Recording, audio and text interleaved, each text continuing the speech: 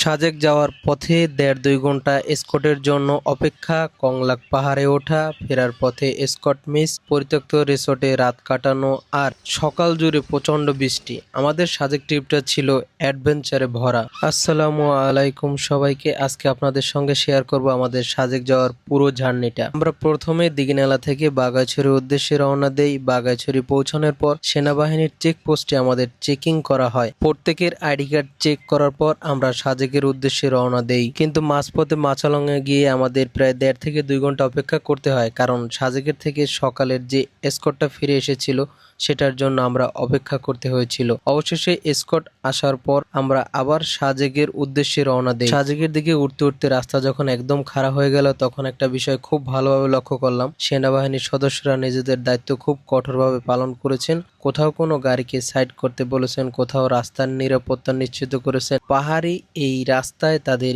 এই দায়িত্ব পালন সত্যি চোখে পড়ার মতো। এরপর আমরা সাজেকের ভিতরে প্রবেশ করি। চারপাশের পাহাড় আর সবুজের ভিউ তখন থেকেই মন ভালো করে দেওয়ার মতো। তবে আমাদের হাতে সময় ছিল খুবই কম, তাই সোজা চলে যাই কংলাক পাহাড়ের উদ্দেশ্যে। কংলাক পাহাড়ে ওঠার পর প্রথমে কিছুটা সময় নিয়ে চারপাশের ভিউ দেখি, ভিডিও করি। এরপর একদম মূল কংলাক পাহাড়ের উপরে উঠে ছবি তুলি। আর সেখানে গিয়ে আরেকটা জিনিস না খেলে তো হয়ই না, বাঁশের টক ঝাল মিষ্টি।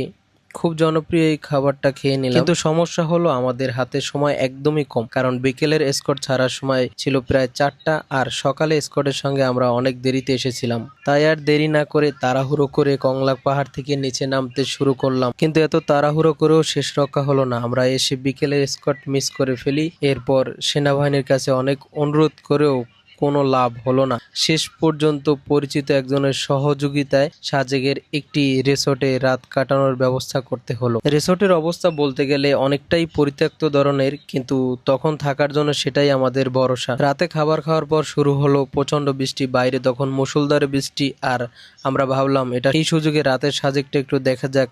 মসজিদের দিক থেকে আমরা হেলিপ্যাড, তারপর 0 কিলোমিটার পয়েন্টের দিকে গেলাম। বৃষ্টির মধ্যে কিছু ছবি তুললাম, ভিডিও করলাম। মাঝপথে আবার বাসের ভেতর একটা খাবার পেলাম, নামটা এখন ঠিক মনে নেই, সেটাও খেয়ে নিলাম। এরপর আবার মসজিদের দিকে ফিরে আসি, সেখানে কিছুক্ষণ ঘোরাঘুরি করে থাকার জায়গা দিকে চলে যায়। তবে একটা কথা না বললেই নয়, মসজিদের ওই জায়গা থেকে বিকেলের সাজেকের ভিউটা সত্যি অসাধারণ। তারপর থাকার জায়গায় ফিরে এলাম, আর বাইরে তখন বৃষ্টি। সেই রাতে অনেক কষ্ট করেই ঘুমাতে হলো। সকালে ঘুম থেকে উঠে দেখি আবারও প্রচুর বৃষ্টি। বৃষ্টি দেখে কিছুক্ষণ পর আমরা বের হয়ে পড়লাম, আবার চলে গেলাম মসজিদের দিকে। সেখান থেকে হেলিপ্যাড, তারপর সাজেক 0 কিলোমিটার পয়েন্টে ঘোরাঘুরি করলাম। ইচ্ছে ছিল আবার কংলাক পাহাড়ে উঠবো, কিন্তু সকালে এসকর্ট নিয়ে ফিরে আসার পরিকল্পনা থাকায় আর সেদিকে যাওয়া হয়নি। তবে সকালবেলা সাজেক আমাদের অন্যরকম একটা অভিজ্ঞতা দিয়েছে। চারপাশে ভরপুর মেঘ, মনে হচ্ছিল পুরো সাজেকটাই মেঘের চাদরে ঢাকা। রাতেও মেঘের মধ্যে দিয়ে হাঁটার মতো অনুভূতি হয়ে, কিন্তু অন্ধকারের কারণে তখন চারপাশটা ভালোভাবে দেখা যায় না।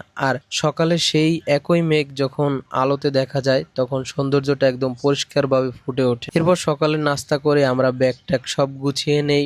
এবার ফেরার পালা, কারণ এবার আর কোনোভাবেই এসকর্ট মিস করা যাবে না। তাই বৃষ্টি মাথায় নিয়েই ভিজতে ভিজতেই আমরা সাজেক থেকে খাগড়াছড়ির উদ্দেশ্যে রওনা দেই। সব মিলিয়ে এই ট্রিপ ছিল পাহাড়, মেঘ, বৃষ্টি, কংলাকের সৌন্দর্য, এসকর্ট মিস, অপ্রত্যাশিতভাবে রাত কাটানো, মানে পুরো ট্রিপটাই ছিল একটা অ্যাডভেঞ্চার। কিছু প্ল্যান মতো হয়েছে, কিছু একদমই হয়নি, কিন্তু শেষ পর্যন্ত এই অপ্রত্যাশিত ঘটনাগুলোই হয়তো আমাদের সাজেক ট্রিপটাকে সবচেয়ে বেশি মনে রাখার মতো করে দিয়েছে। তো বন্ধুরা, এটাই ছিল আমাদের সাজেক জার্নির গল্প। দেখা হবে পরের কোনো নতুন গন্তব্যে।